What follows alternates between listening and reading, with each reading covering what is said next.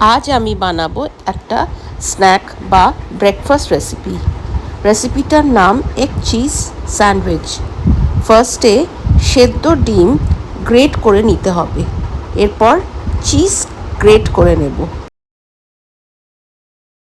ডিম আর চিজের মধ্যে chilli flakes, oregano, গোলমরিচ গুঁড়ো, নুন, মেয়োনিজ আর ধনেপাতা কুচি দেব।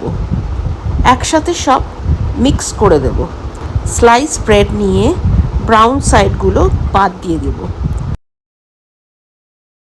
একটা ব্রেড নিয়ে তার মধ্যে এগ চিজ মিক্সচারটা স্প্রেড করতে হবে, আর একটা এমনি ব্রেড নিয়ে চাপা দিতে হবে। এবার তাওয়া গরম হলে বাটার দিতে হবে। বাটার গলে গেলে ব্রেডগুলো দুদিক ভালো করে ভেজে নিতে হবে। এগ চিজ স্যান্ডউইচ একদম রেডি। ভিডিওটা ভালো লাগলে লাইক অ্যান্ড সাবস্ক্রাইব করতে ভুলবেন না।